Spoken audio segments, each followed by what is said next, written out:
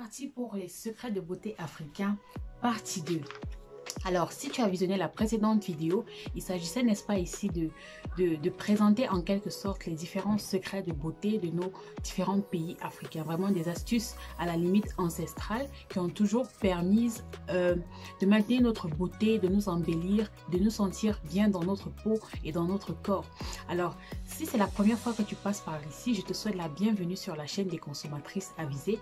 Appelle-moi FBI Cosmétique. Ici, tu apprends à lire la composition de tes produits chimiques, tu apprends à adapter ton alimentation afin de répondre à tes besoins beauté. Je t'apprends aussi, n'est-ce pas, à utiliser, n'est-ce pas, les produits naturels, les produits à la limite bruts pour, n'est-ce pas, maximiser ton capital beauté. Alors n'hésite pas à souscrire à la chaîne si ces différents sujets t'intéressent. Alors sans plus tarder, on va commencer. Le prochain, n'est-ce pas, secret de beauté africain, il s'agit de l'huile de baobab. Alors c'est une huile qui est, à ma connaissance, à ma triste remarque, qui n'est pas beaucoup utilisée. C'est une huile que beaucoup de personnes ne connaissent forcément pas. C'est une huile, n'est-ce pas, qui pousse principalement dans des pays comme le Sénégal et la Guinée. C'est une huile qui est extrêmement riche en acides gras et en protéines. Elle contient également des vitamines essentielles comme la vitamine A, la vitamine D, la vitamine E, la vitamine F. Elle est excellente pour les peaux matures. C'est vraiment le chouchou des peaux matures avec son ami l'avocat. Donc, si vous avez une peau mature, cette huile-là peut définitivement être d'une aide capitale pour donner de l'hydratation, de la souplesse, de l'élasticité à votre peau. Le prochain produit de beauté africain, il s'agit bien évidemment de l'aloe vera. Alors l'aloe vera, c'est vrai que c'est un produit qui est assez connu, qui est assez populaire, tout le monde connaît, tout le monde en utilise même à la limite. Mais voilà, avec la mondialisation, les choses ont un peu changé. On est quitté, n'est-ce pas, de l'aloe vera naturelle, dans l'extraction du gel d'aloe vera à la plante même, à des dérivés comme de l'aloe vera qu'on trouve partout dans les commerces, qui sont parfois mélangés à d'autres substances. Mais qu'à cela ne tienne, n'est-ce pas, l'aloe vera contient des vitamines, des minéraux nécessaires qui aident, n'est-ce pas, à calmer les brûlures dues aux rayons du soleil, également à cicatriser les peaux. Donc si vous avez eu de l'acné et que voilà, vous cherchez une solution pour vous permettre de réparer votre peau, l'aloe vera est une très très belle alternative. Si vous avez également une blessure au niveau du corps ou de toute autre partie, utilisez vraiment l'aloe vera pour calmer la zone, pour cicatriser la zone et pour, n'est-ce pas, aider aussi à limiter, n'est-ce pas, l'hyperpigmentation ou du moins à embellir la cicatrisation.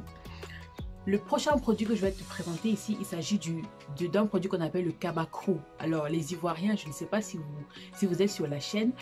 En tout cas, si vous êtes là, laissez-moi en commentaire et dites-moi enfin ce que vous en pensez, parce que j'ai trouvé ça pendant mes nombreuses recherches et j'ai trouvé nécessaire d'en parler.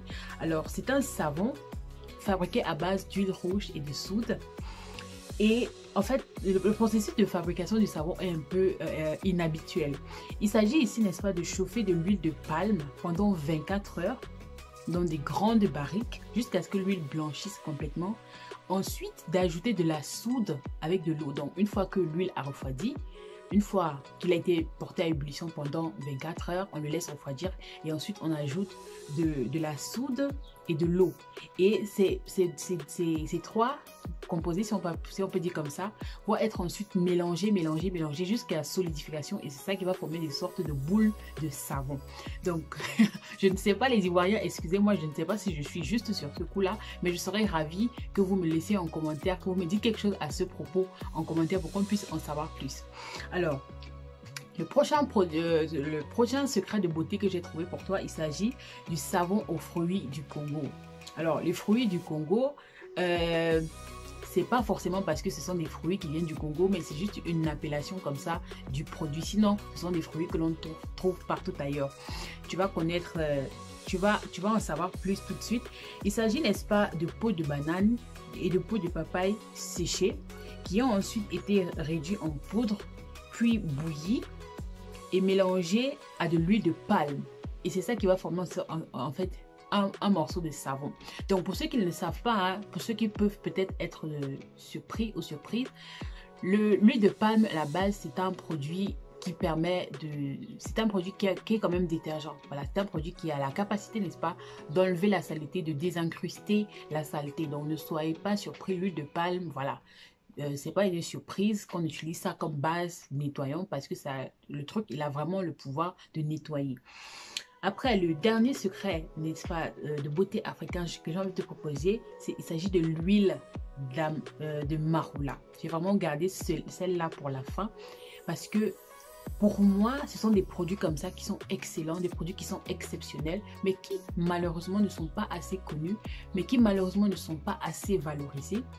On délaisse complètement comment j'ai envie de dire, des trésors comme cela au profit de choses qui en fait n'ont pas vraiment de valeur. Alors l'huile de marula, c'est une huile que personnellement j'ai découvert il n'y a pas très longtemps et en ayant fait beaucoup des recherches beaucoup plus approfondies, je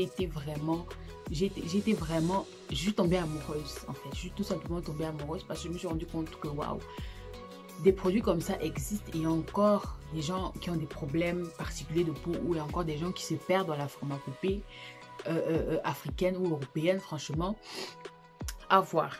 Alors, l'huile de marula, c'est une huile qui ne pousse... c'est un fruit, le marula, qui ne pousse qu'en Afrique du Sud, donc, pardon, au sud de l'Afrique.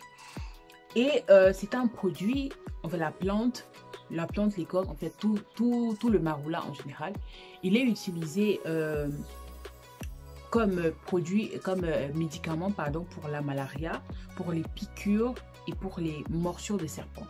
Donc, avant que l'on utilise les graines pour extraire, n'est-ce pas, l'huile de marula, la plante en elle-même, elle a des vertus médicinales.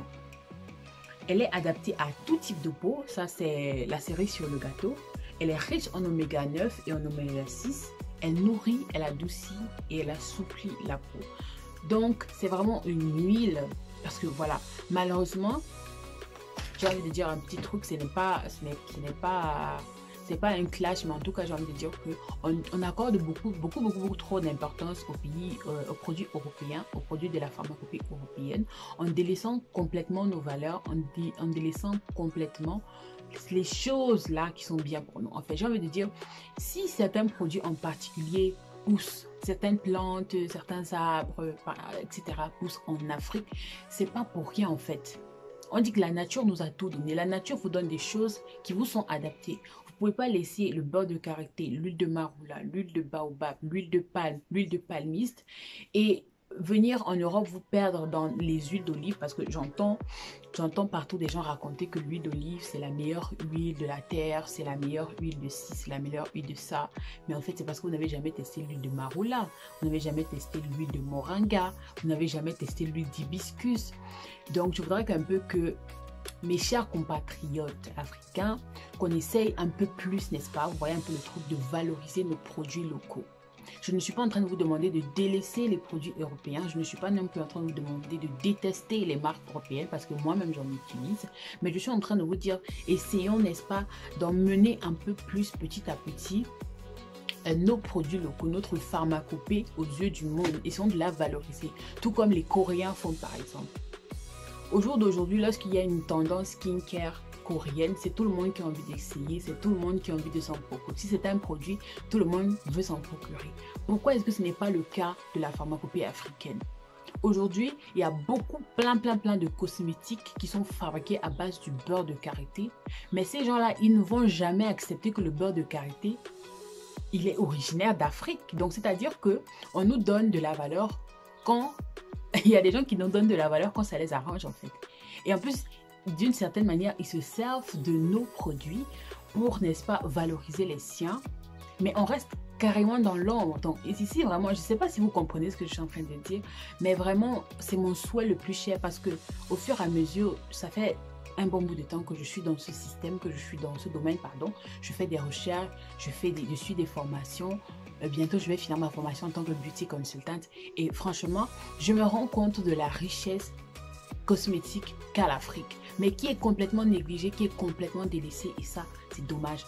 Mais j'ai une bonne nouvelle pour toi. Si tu t'abonnes à cette chaîne, tu likes la vidéo, tu la commentes, tu la partages, cela va permettre en sorte que de plus en plus de personnes connaissent, n'est-ce pas, la beauté de l'Afrique, pas seulement sur les images, pas seulement sur le paysage, mais également en ce qui concerne la beauté.